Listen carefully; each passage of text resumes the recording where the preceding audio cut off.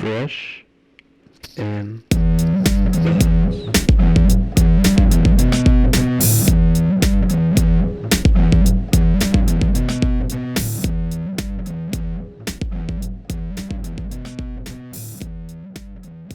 All right, welcome back to another episode of Fresh and Buds. I'm your host, Tommy Fresh, and you are all of my buds. And today we are joined by a bud that goes by the name of Pat Eshghy.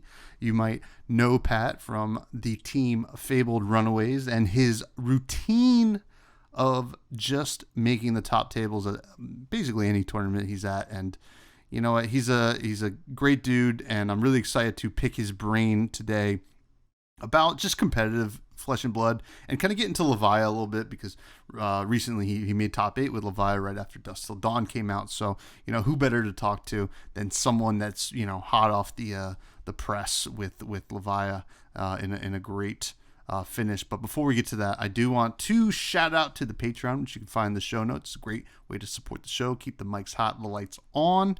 As well as check out the YouTube. If you're not watching on YouTube, go check it out. Give us a like, comment, subscribe, comment something crazy. Who knows? Maybe it will help the algorithm or something. I'm not sure. I don't know how it works, but we're cooking over there, and the Buds Discord is also cooking as always. It's a great way to hang out with other people that listen to the show and just people that just, you know, are great buds, and it's a great time. And on the YouTube, we do a live podcast called the Bud Rush Bellow that I do with Mr. Viz, aka Gary, and it's a great time. We're trying to, you know, just basically be entertaining, and I hope it works. And it's a great time. You should check it out Wednesday evenings, 9:30 Eastern.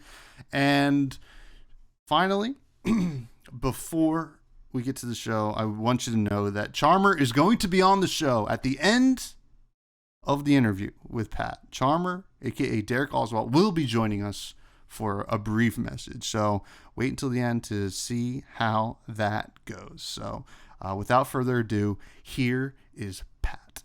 All right, we are here with Mr. Pat Eshghy of the Fabled Runaways team and top 8 battle hardened, just one of the most consistent in my mind, because your name always pops up on all of these top tables and finishes, and you know, it's pretty incredible how consistent you are. And I wanted to get you on also to kind of get to know you and see how you're doing. So how you doing, buddy? Thank you. I really appreciate you asking me on. I doing great. Sad not to have missed out on Columbus this weekend, but excited to play more Flesh and Blood and get back into it whenever we can. Yeah, we have a lot going on in the next couple of months. ProQuest season apparently is happening. ProQuest season, yeah. Yeah. I guess there's some information out there about it, but none of my stores have scheduled any yet. But you know, it should be interesting. We got Worlds and all that, but. You know, but before we get to like the Flesh and Blood stuff, I do want to get to know you. I want the buds to get to know you, but you know, and the best place to start is just trading card games in general. When did you get into trading card games, Pat? I was trying to think about this when I saw you asking it before in the little pre-thing you sent. So I guess probably the first one I played was back in middle school when we started playing Pokemon cards. The kind of the fad. But like I made my mom take me to the Toys R Us and play in the little gym league battles back then, I remember. But like when did I start playing like competitive stuff was probably the WWE Raw Deal card game back in the day that I probably like first event where I had traveled to like events and stuff like that and play in those events. And but yeah, I've been playing since middle school. Any card game that you can think of, I've probably touched it, put my hands on it at some point and looked through all the cards. And I don't know, I love looking at trying to tackle a new deck building puzzle for any game. So yeah, it's interesting. You're not the first person to mention the WWE Raw Deal game on the show, right? You know, we've had actually some of your buddies and former teammates on here, Craig and Jim, and you know, I think definitely Jim played a lot world of champion. World champion of WWE, you know, Raw Deal. Now, in terms of IP, right? Like, were you a big wrestling fan? Is that why you grabbed the game, or just like, oh, this is a new puzzle? Yeah, I mean, maybe a little bit. I was definitely a bigger wrestling fan back when I was that age than I am now. But just like it was the kind of the game that was being played in my local area in Pittsburgh. That was the one that was seeing play at the local hobby shop. So I was like, okay, well, that's I guess that decides it. That's what I have to play. And I don't know. I was really just wanting to be social with those guys out there and play whatever it was that was on the table and enjoy that. So Yeah, that makes sense. I mean, that's like kind of, why we all do it, right? Playing the flesh and blood and, all the things. The gathering is the biggest part of the game, yada, yada, yada. That's why we play games, right? Like, it's easy to play card games just or just video games in general, like at home and not really interact with people. But I think us as card game players, we kind of want that social aspect as well. Now, you mentioned Raw Deal and that you've touched almost every game, at this point. Which kinds of trading card games have you been drawn to in general?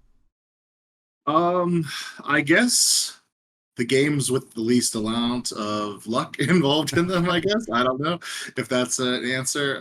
One of the things that I love about Flesh and Blood is just like the variance is so small. So like games like Versus, Netrunner, Lord of the L5R, like a lot of these games, like yeah, you have cards, but like there's not a lot of variance in those games, and I don't know, just kind of appeals to me, like compared to a game like Magic or something like that, where you have a lot of variance in every individual game. So, but yeah, and that's interesting because this has actually come up pretty often just in like different podcasts and stuff like that, like variance in Flesh and Blood. Sure, there is some, right? I mean, there's no doubt about it, right? It's a trading card game, and you have a deck that's shuffled.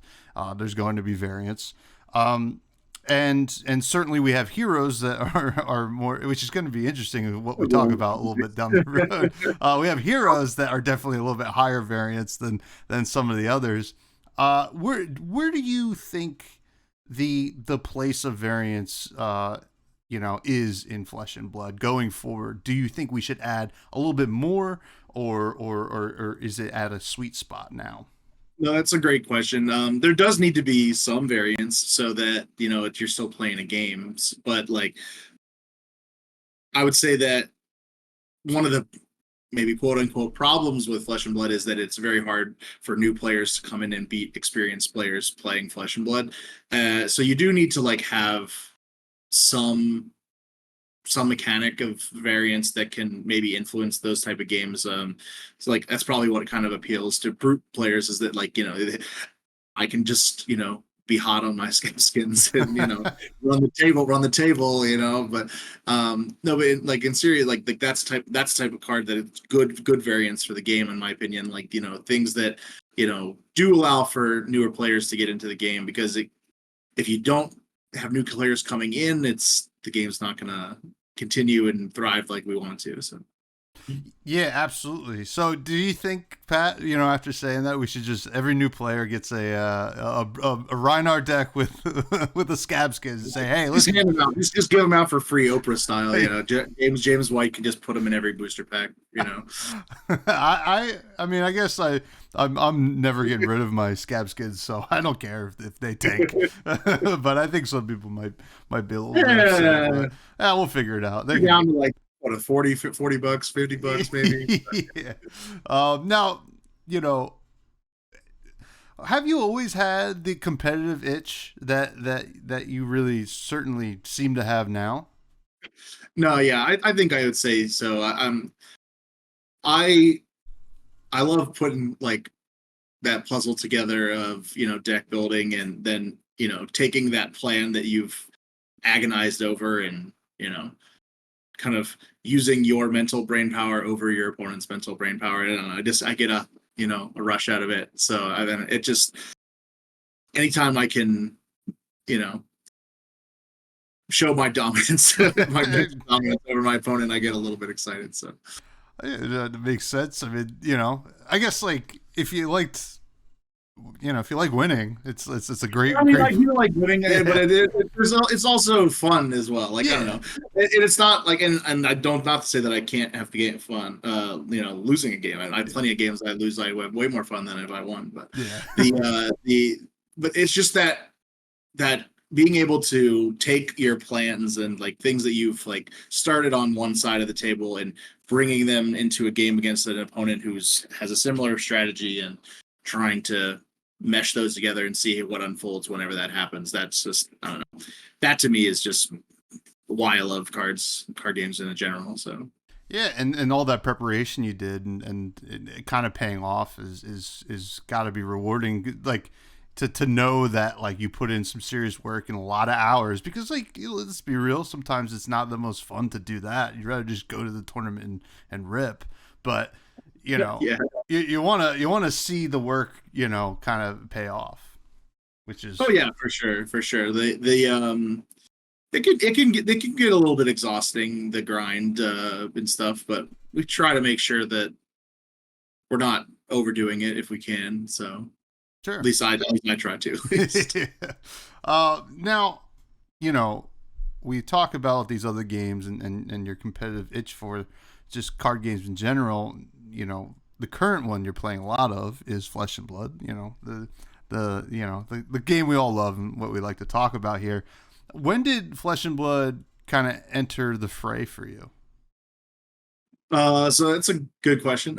So whenever the game first came out, one of my best friends, Nino, was like, Pat, we're gonna try this new game I heard about. It's called Flesh and Blood. It's from New Zealand, and I was very skeptical because he kind of brings over any new game that maybe has legs. And we played the starter decks against each other, and I wasn't feeling it. I didn't think that it had legs, and I wasn't like, I don't know, I couldn't get over 9 copies of a card in the deck. I was like, that's so strange to me. So I kind of set it to the wayside. We put our alpha starter decks aside, set them on our shelf, and we're like, okay. And boy, was I wrong.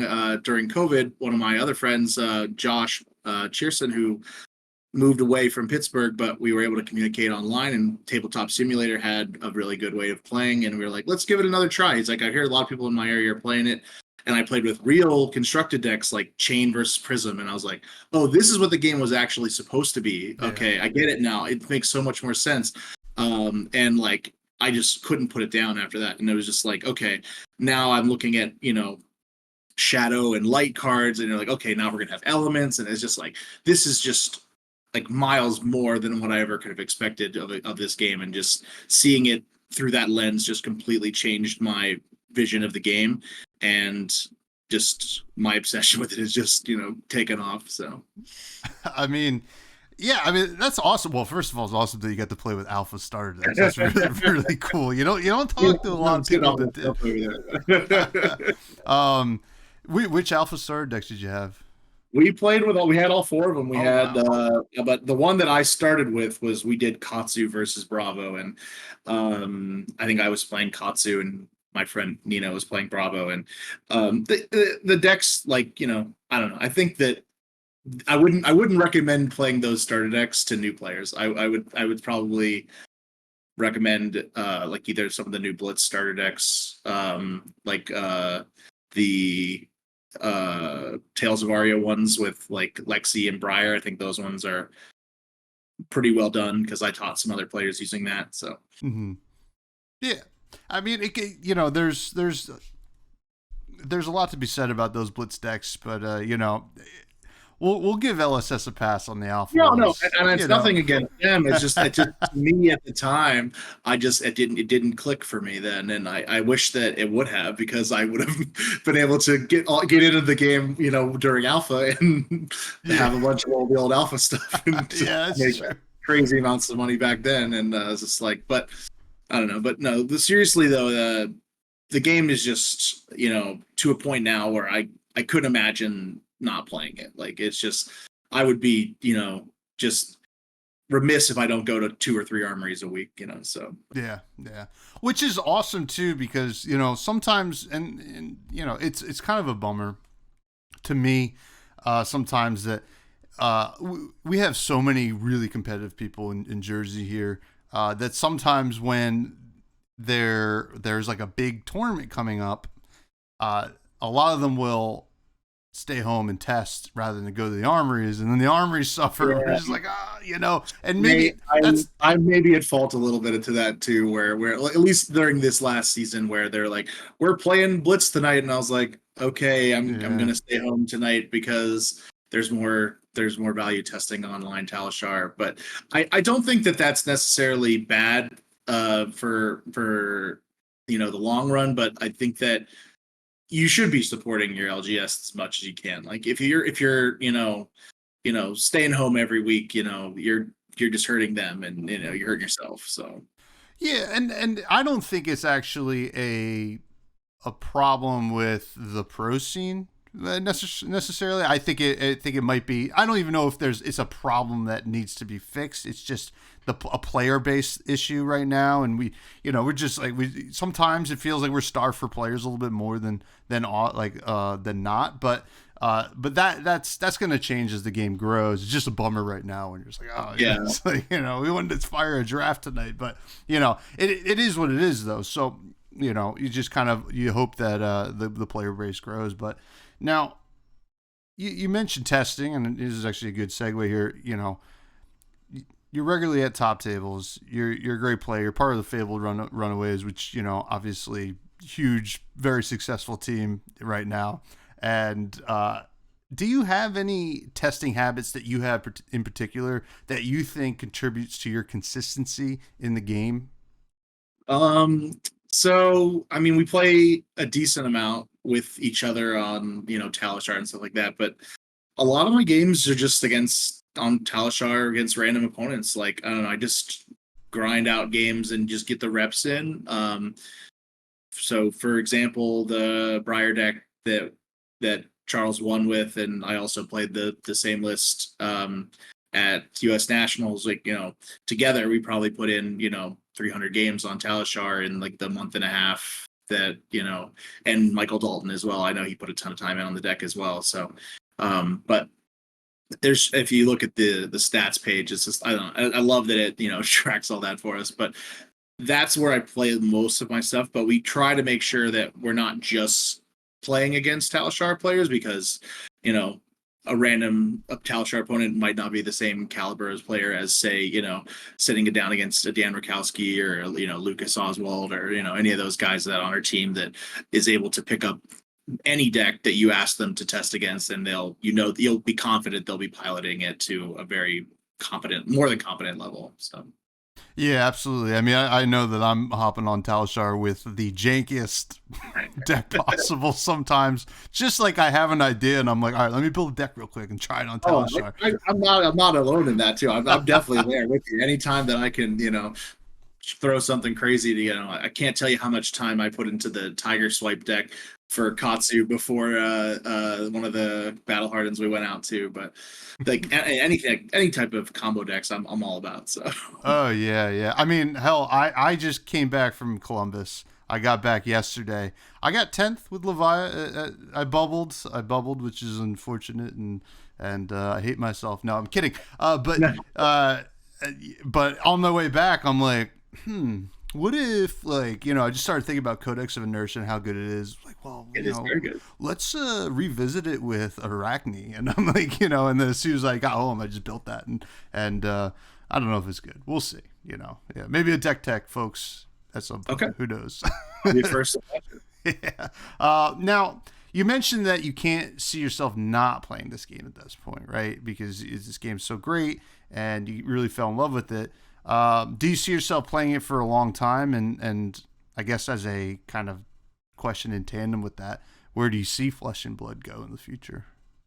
I mean, I'm not going to stop playing until they tell me I can't, I mean, that's my goal, at least for now. I mean, it's the game that I, am putting the most time into right now. I mean, I've played other games and had small successes at other games, but this game is just like, I've kind of found that sweet spot of,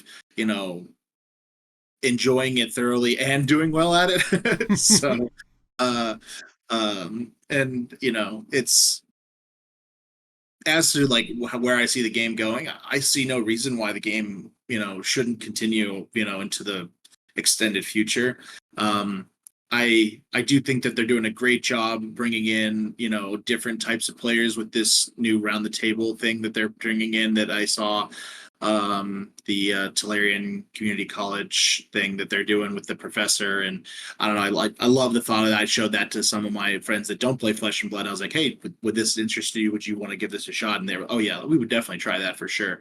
And the fact that it comes with 4 decks, it's like, oh, we could easily split this between 4 people and it's not even that big a price point. And I love that for the game, and I hope that they do similar things. And I know that some of my other friends are like, oh, well, and then I've heard things about they're going to be, PVE stuff, and you're going to be stuff like that. That I would, fall over myself to play that as well. So yeah, I assume everybody else would as well. But I come from I have a lot of friends that love that co-op stuff, and I'm into it to an extent, but it's a different part of my brain turned on when I'm playing co-op versus when I'm playing competitive games. So, For sure. but I see no reason why we couldn't see Flesh and Blood for the extended future. So yeah, well, I hope you're right, and the round the table is huge. It really is huge, and the I think we talked about it briefly before we hit record, but as 2 people that don't really get into mech that much, Bright Lights still has a lot of potential for teaching the game. It's just easy to crack a couple packs. So I think all of these are very positive things. I hope that they pay dividends in terms of growing the player base. And I think they said it grew 20% already this year, which is awesome. So, we'll see how it goes. But here's a segment, Pat, I like to call the Fresh Faves, where I'm going to ask you a couple of your favorite cards in the game, and hopefully you answer. Are you ready? I'm ready. I hope I don't disappoint too many people with my answers. It's okay. It's okay. Oh, we get a whole range of answers. Some, we'll wait till what you say for weapon. But actually, you know what? If you say Rosetta Thorn, you won't be the first. I promise you I won't say Rosetta Thorn. All right. Who is your favorite hero? I think I have to say Oldhim, the Grandfather of Eternity. I think it's not close. That hero, I just feel in control every time I earth react and prevent 2 damage, and I don't know. He just kind of appeals to my play style when I play the game. I don't know that, and I've had a lot of success playing Oldhim. So. Yes. Now, were you always playing a lot in the other games? Were there equivalents of Oldhim that you would play? Yeah, I mean, to an extent, I do tend to like to play either control decks or combo decks. I typically tend to shy away from aggressive kind of linear strategies just because I feel like they're very easily countered, and that's the A plan. Everybody's kind of expecting that plan whenever you come in. So I usually like to attack on from a different angle. But if it's something is the best deck, that is where I'm going to gravitate most of the time. I feel like maybe back in the older days when I would play, World of Warcraft, TCG, and other games like that, I would kind of be the rogue deck player where this is what I built this. This seems cool, and but I'm now in my, I'll say older now because I feel old, but maybe not that. But in my later time in TCGs, I'm willing to, just say, okay, I tried. I did my best to try to find something off the wall, but I'll settle in wherever, whatever's the best deck, and that's where I'll try to land. But I do tend to ignore, not ignore, but try to stay as far away from linear strategies as I can. That's fair. What is your favorite weapon? My favorite weapon, I guess, is part of Oldhim as well, but I gotta say Winter's Wail. I loved it in both Starvo and Oldhim. It's very different in Starvo versus Oldhim and what it does, but it's such an efficient weapon, and it's so surprising how long they took to ban Winter's Wail, because the card is just so above rate versus other weapons. It's I'm trading 1 card to attack for 4 with disruption, and this is it just seems like something that was oh, okay, what what took you guys so long? You could have banned this during Starvo's time, and maybe we would have had Starvo fall off a little bit. But I don't know. The weapon is just in my heart as something I cold for. Just coming in. It's no doubt insane. I mean, Tales of Aria in general was pretty insane. Yeah, I think that the power level of that set, I think they know what they did. So. Oh yeah. Now, actually, here's a follow-up question to that. Since you love Winter's Wheel so much, and kind of 3, like paying 1 card for 4 with upside. What's your take on the Decimator Axe Dory deck that's been popping up?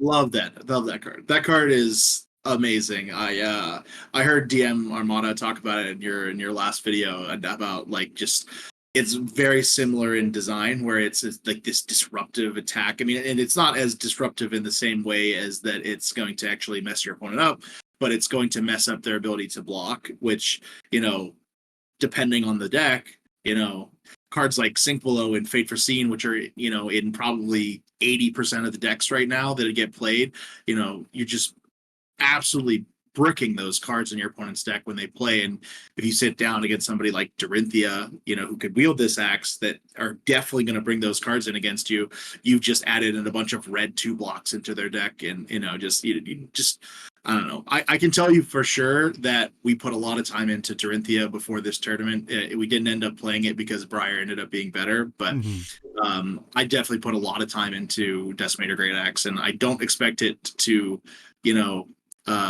be far off from the competitive scene very soon.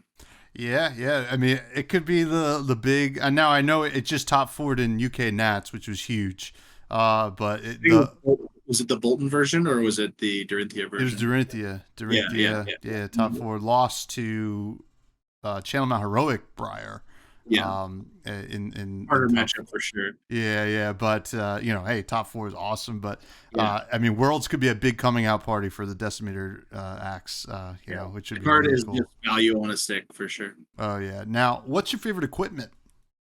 I hate to keep saying Crown of Seeds and cards that go in Oldham, but like it's got to be the Crown of Seeds. Like I can't think of another equipment that I feel better activating, which was one of the reasons why I was so excited to play Briar at Nationals, is because I get to take and dust off my Crown of Seeds that would put back in my binder, thinking that I would not get to touch this card again. And I was like, oh, we still got one more tournament to play Briar, so let's play it there.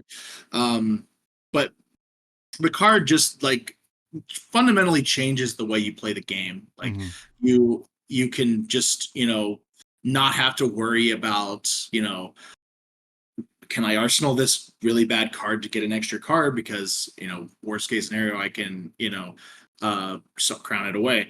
Compare it to somebody like Bravo versus Oldhim, like those decks, they have a very similar card pool, but Bravo not having access to Crown of Seeds really hinders his ability to make 5-card hands, because he can't just stick his random blue disable into his arsenal and be happy about it.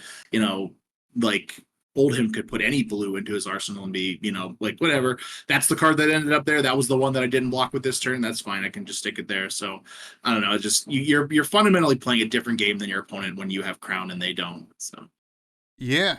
Well, we got the announcement about the Living Legend format, which sounds like it's going to be the format of Crown of Seeds, because anybody who can play it is going to be in that format. I will say that I'm going to be very cautious about entering this deck building puzzle that is the Living Legend format, but with no banned list, from what I understand, there's not going to be any cards that are banned.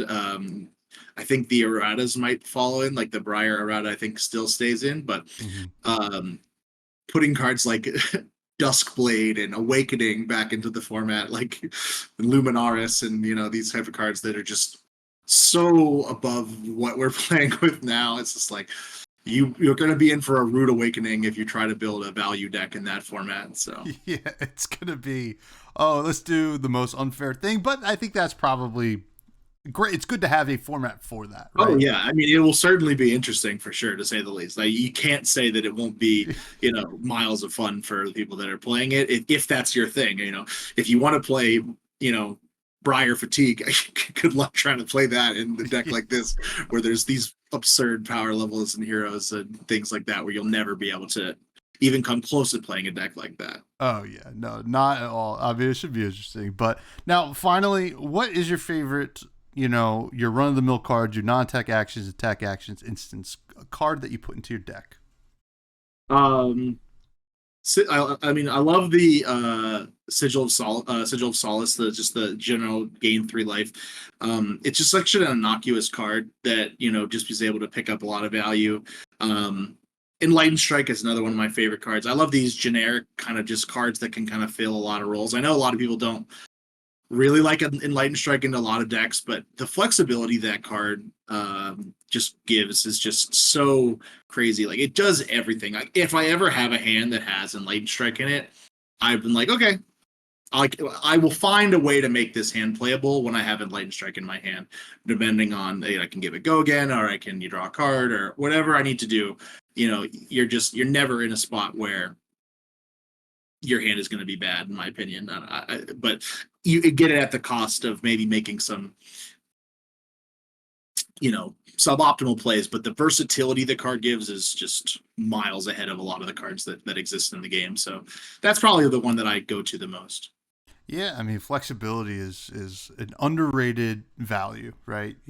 It's just Yeah. Because need you it. might be worse, your numbers might be worse. Like, because like a lot of people will say, oh, this card's got great math on it, and A Strike is kind of that, but it is worse. It is like a little bit worse than everything, right? Because it's not doing anything fundamentally better than any other card can do, because if you're making it a 3 for 7, that's fine. But, or I say 3, but it's just any card in your hand. So it could be a 1 for 7 if you're putting a red card on the bottom of your deck. But but I don't know, just the ability to, do everything just a little bit worse than the other cards. I don't know. There's just too much value in that card. Oh yeah, oh yeah. Well, it's very good. I'm a big fan of it as well. Now, let's talk, Pat, a little bit about my girl Levia. Now, I want to talk to you about her because you top aided Cincinnati. Was that yeah, Cincinnati? There was like 3 Battle Hardens in a row. I keep getting them mixed up. You top aided, Levi got some new tools, and I watched Ethan's video where you kind of talked about a little bit about it. So, you end up piloting Levi with her new tools to top 8 of the Battle Harden. But something that stood out to me was, just something little that stood out. So Ethan had a list, and you decided to ditch it was the red Gravelings and put in the yellow Dread Screamers. Now, you explain, and I implore anybody to go watch Ethan's video, kind of and see, where the explanation was. But I kind of like that, right? Just in the theory of that, you're like, actually, what? I like this better. I'm gonna try this, and it paid dividends. So stemming from that, what are your opinions on the state of like Levia's optimal build right now? I think that Levia is in a very tough place right now. I coming out of the actually one of the Battle at Lake Frigid event at Buffalo, Ethan was there and we were chatting it up, and I told him after Oldham was gone, I was going to have to play Levia, and that just so happened Levia got the best card in Dust Till Dawn, and Levia Redeemed, Blasphemy Consumed.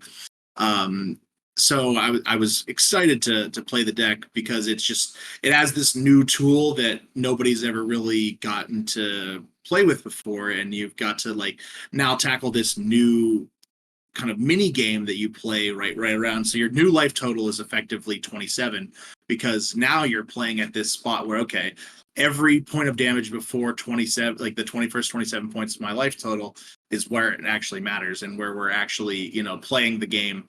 Because if you put me below 13, then a lot of times I'm going to lose the game. So like you are in this new spot where you get to kind of like find new play lines that you wouldn't normally be playing, in any other hero. So I really like the card and how it, makes the gameplay so different for the hero and makes it actually, playable, because the hero was probably not, very playable before that. But as the deck itself, Ethan, I've had, on our team, has put in tons of work into the deck. And he had, while we were testing for nationals, I was still potentially going to play the deck, because I had done well with it at the last couple of events, and it had been performing well, but it had trouble against Lexi, which is kind of the boogeyman of the format, where it's like, this is the best aggro deck in the room. It's going to be probably the most represented hero at nationals, and it was the most represented deck in the field. So like, if you're not able to beat the best deck in the room, you better be able to beat everything else. And it wasn't always doing that. So, I was like, and I was on the approach of, let's play Scapskins every game, and just we'll embrace the luck that you need to win the game on Scapskin leathers. And I've notoriously been known for rolling it maybe when I shouldn't be rolling it, but Ethan, as a person that has played it way more, has been like, all right, but you didn't need to roll it there. You could have won without it. And it's just like, but it's free. It's so free. I've got these gloves in here that says that I can't lose.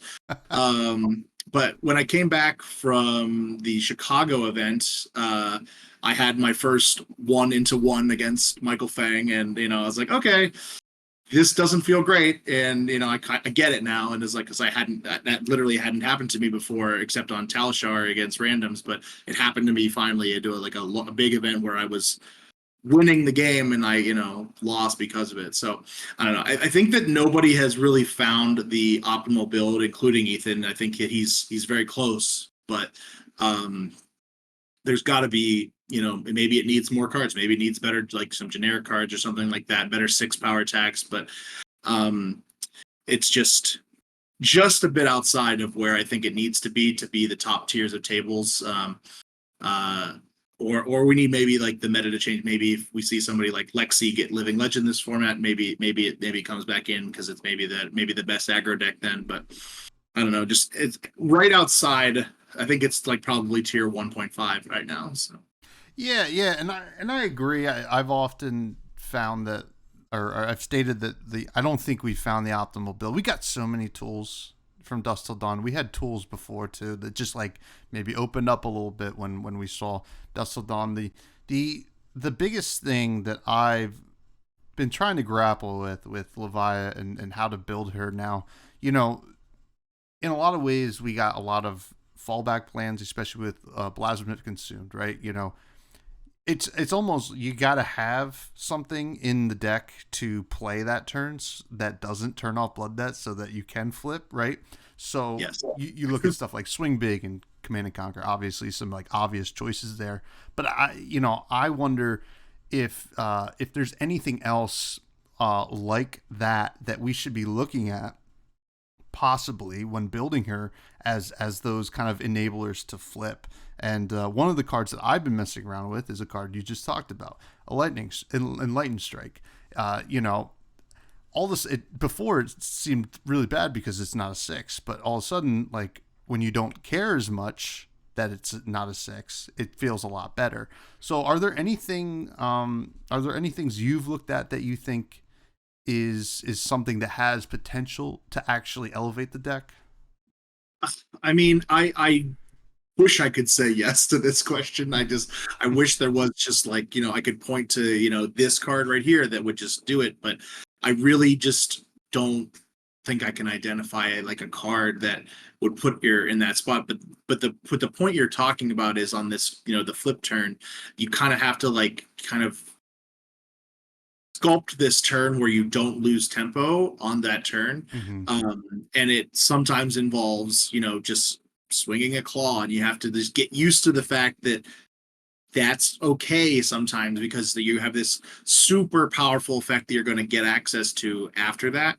And you're not happy with that as your way to do it. But like when you transform with about 6 to 7 cards in your Blood Debt, like, and those cards are good cards like Dread Screamer and Endless Maw, like you're just like going to be, you're playing chain, like you're just like you have just an extra card in your hand every turn, and you now like, and that's kind of like the way that I originally approached the deck whenever I first was started playing it. I was like, okay, I want to have exactly like 6 to 7 blood debt whenever I transform. I don't want to go crazy. And I was playing like a very blood debt light list that compared to like some of the builds that I'm playing now, with that Ethan kind of popularized. But maybe that's it. Maybe just like going down on some of the blood debt and not having super high blood debt, and trying to not fatigue yourself. I guess I don't know. Also, kind of coming from the mind of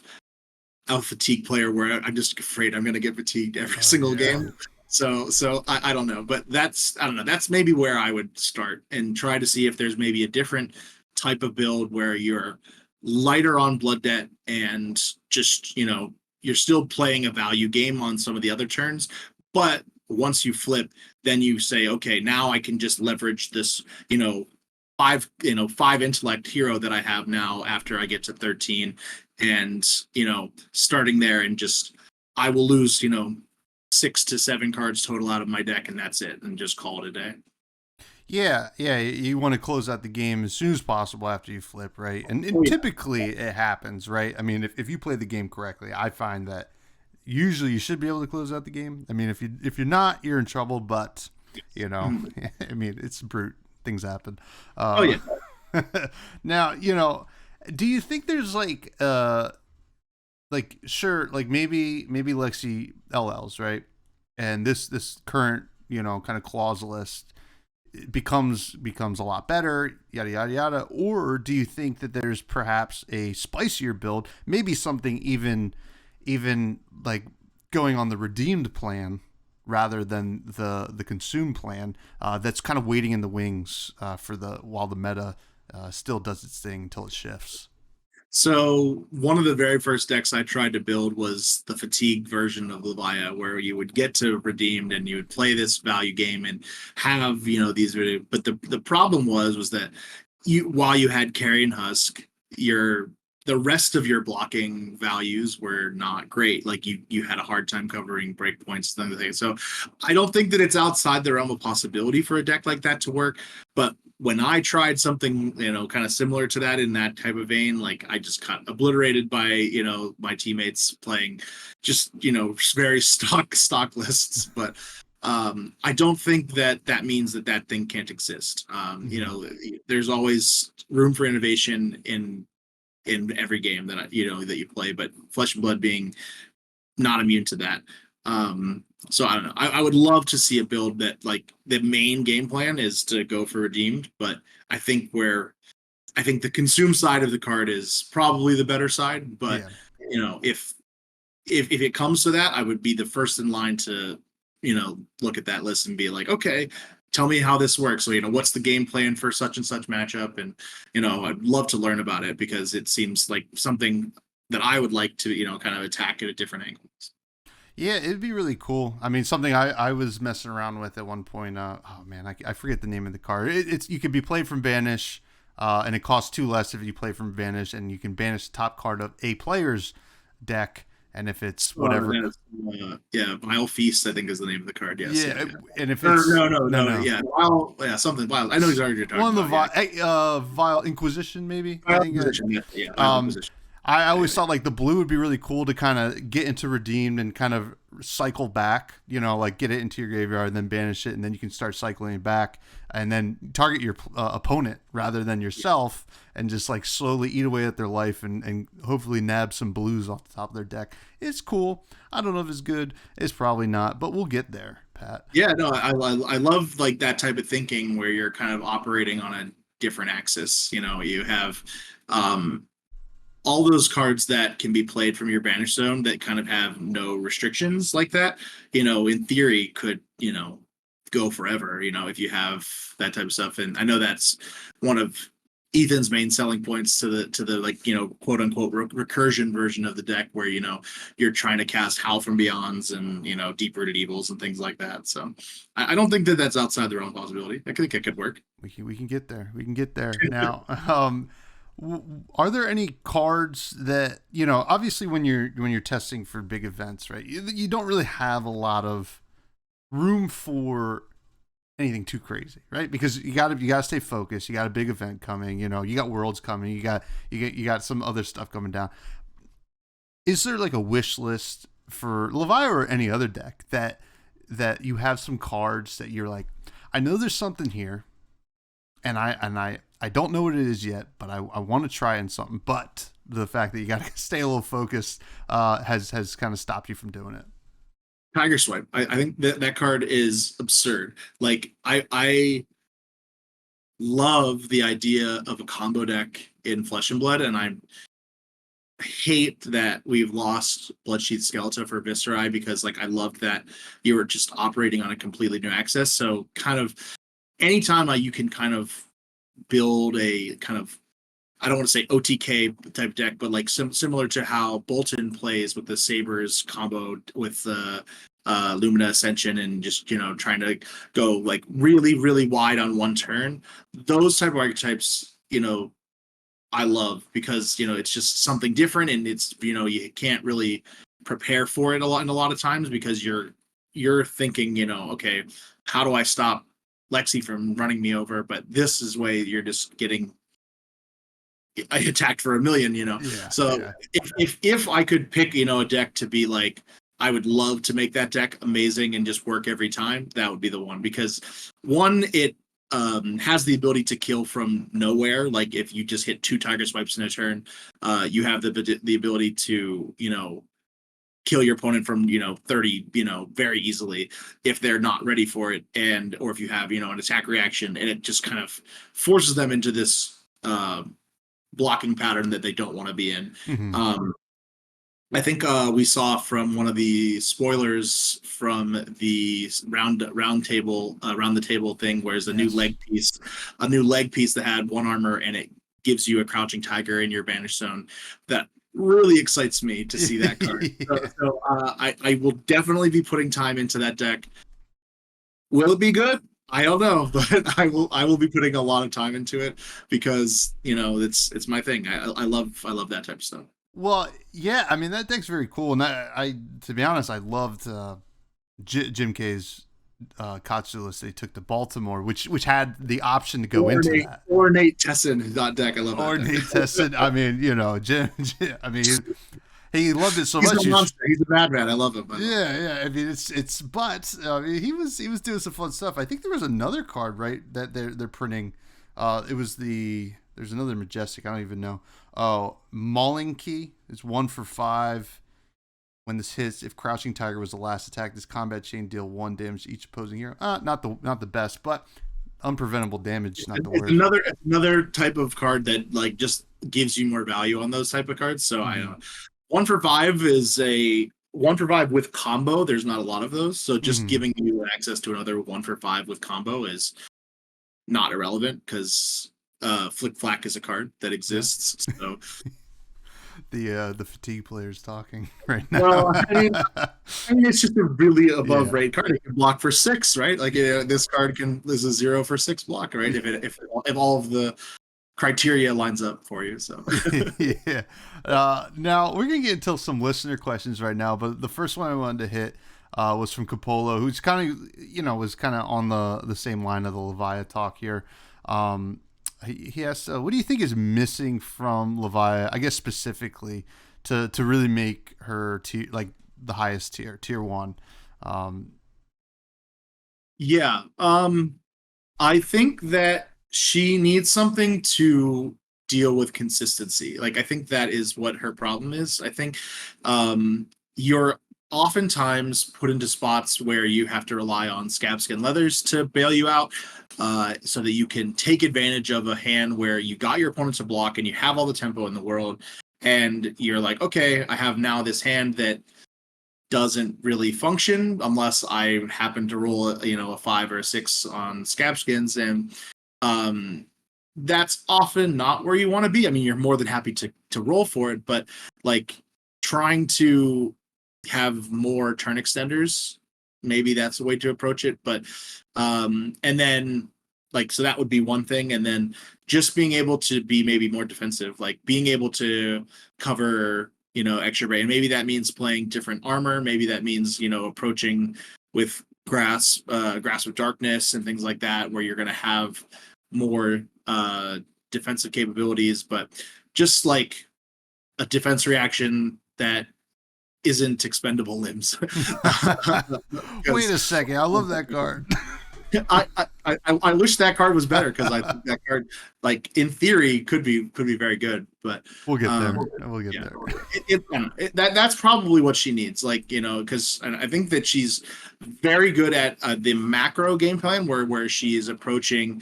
I have my plan, and I have this kind of pseudo alternate win condition in the transformation, where you're going to transform and just be able to be at a card advantage on your opponent. But in the micro turns, where it's like, oh, I drew this kind of clunky hand, and I now don't really get the best value out of my hand that I could get, is where she struggles. Sure. Yeah, I understand that, but as someone who plays her, it's like sometimes you're just like, I guess it's Scabs this turn, let's go. No, yeah. But we do have a question from someone I believe is local to you, Smithel, who asked, how much... Pat, how much do you fear Smithel at the local armories? First of all, I love Chris and everything that he does for the game of Flesh Blood. I know he does these big in that commoner league that a lot of people play in, and that's not my scene normally to play commoner, but I love that he's made it a thing and has made it its own, and he's very, very good, and I love what he's done for the game. But when I go to my armories, I'm not really scared of facing anybody. I just am happy to be there. And I love, hanging out at John's store. And I'm always just trying to, when I play at armories, is, use every part of the game as a teaching tool for anybody that wants to play the game at a different level, and try to, like, I don't know, every time I'm playing against a new player or anybody that, well, what was your thought process on this turn? That's the part about the local armory scene that I love, is trying to discuss with my opponent, what was your thinking on this turn? Maybe you could have approached this differently, things like that. And that's what I'm going to armories for. So as long as he's there, I'm happy to have a good time. And he's one that I'm not sure what my record is against him. I'm sure that he's beaten me before, but it's always fun to play him. So thank you for reaching out. He's a great bud. He's a great bud. Now we got 3 questions from Sigma, who's a big Levia player. I'm just gonna list them. I'm gonna go one at a time. The first one is a big inside baseball question here. He asked, should Mansant have stuck with his 250 plus games Levia build for Nats, and did anyone try to talk him out of changing to the Scabs build? Yes, me particularly, because I was all about the Scapskins version, and Ethan was like, I've solved the puzzle, guys. No Scapskins. We're not going to play Scapskins at all. We're going to just play hooves, and we've solved the puzzle, guys. And I played that deck, and I just couldn't win a game. I just was just like, there was one day I played it on Talishar. I think I lost like 4 in a row, which is just like an abysmal record for me. And I was just like, okay, tell me why we were like not going to play Scapskins just for the armor, even like just losing out on that armor is just like an absurd amount to lose. And he was like, well, you don't really lose the armor because you're going to play the grasp and you're gaining that 2 armor back, and it's like it washes out. But it's like, well, yeah, but you can also play grasp into those other matchups and you're losing armor. So I tried to convince him to maybe go back to the version that had Scapskins, and then I think like the last minute, like he was like, all right, I'm back on Scabs, guys. Here we go. Let's go back to rolling Scabs. And, at that point in time, I was already way into the Briar camp, and I didn't have time to really put any like testing into that particular build. And I was like, okay, but that's good. You're back on Scabs. I'm happy for you, because that's where, when I was playing the deck, that's where I wanted to be. So, obviously he did great in limited, and he had not the best showing in constructed, but he'll he'll be back. I'm sure he'll be back to playing Levia. I know he says that he's gone forever, but I never count him out. I think that he has too much love for Levia that I it won't remember the last time. It won't be the last time you see him play that hero. I promise. You heard it here first. Yeah, yeah. Well, I think we all believe you, Pat, because he has to be. The next question from Sigma is: do you think elemental heroes are the Achilles heel of Levia? And you talked about Lexi. Do you think it's just the elemental heroes in general? So I think that it would be very good against Oldhim, particularly because I think you have a good strategy of facing Oldhim, but Oldhim is gone. And then the different versions of Briar, Fatigue Briar, if you know they're playing Fatigue, I think that you can beat that deck. Like you have the recursion tools to overpower their value game, and you can go big into Redeemed and stretch the game really far.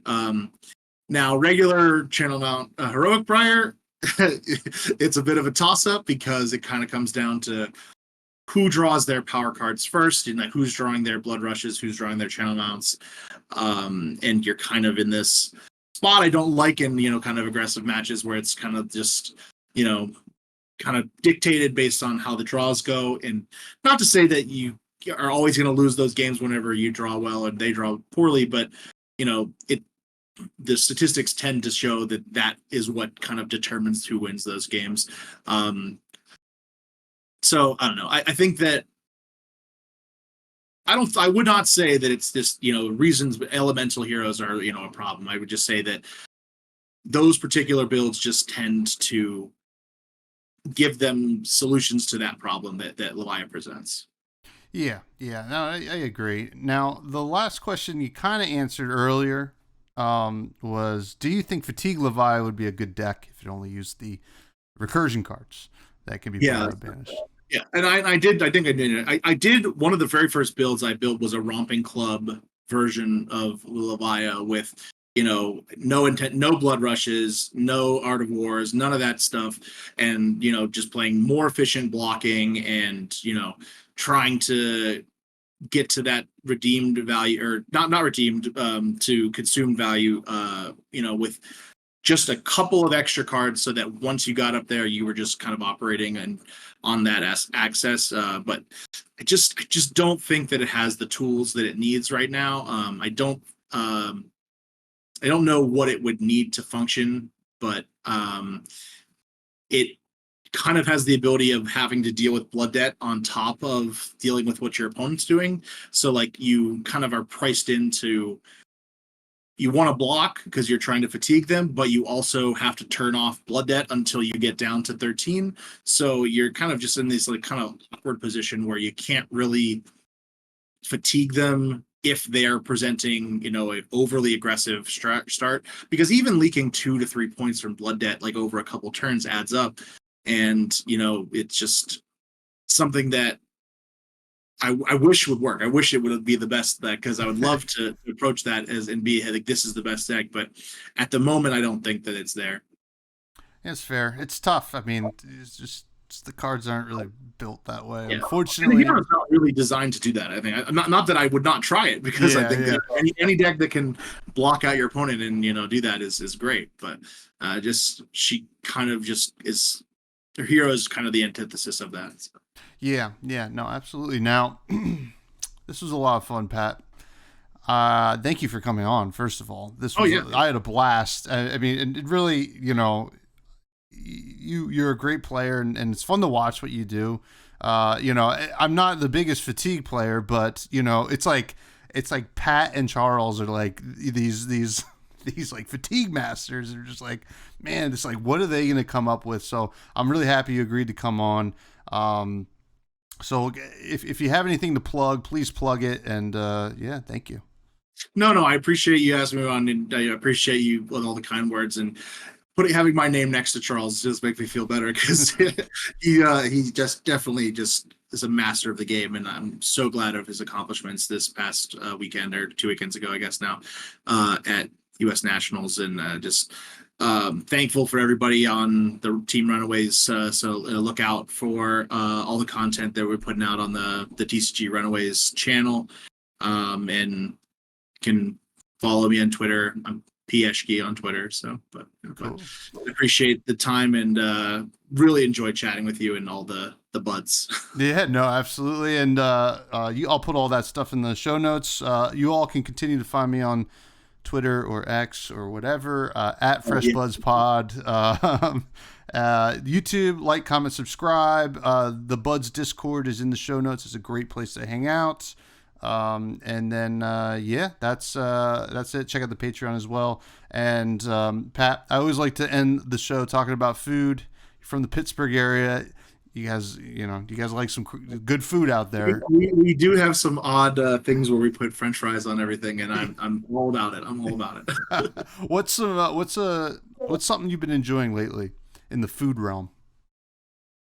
So literally just tonight, I'm a big Indian food guy. I love Indian food. I just had Indian food tonight at our local place down the street called the Taj Mahal. I love it, but I love food. I actually, we just got at our Vegas trip. We at Morimoto as a teammate at Morimoto, the Iron Chef place at the MGM.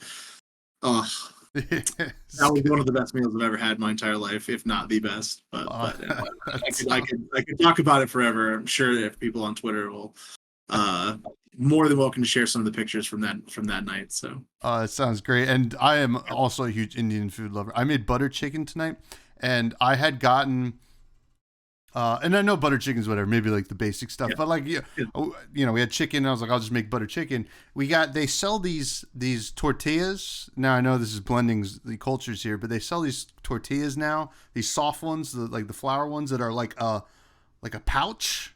Okay. Right. Yeah. So you can kind of like, you don't have to fold your burrito or whatever. It's like we bought them on a whim, and I was like, oh, I'm making butter chicken tonight. Instead of rice, you want to just throw it in there and eat it like a sandwich. And my fiance and I were like, yeah, that sounds awesome. And it was all about that. I'd love to try that. All right, Pat. Well, we ran out of time for Charmer, but that's okay. He'll be back next week. Thank you all so much, and have a great weekend.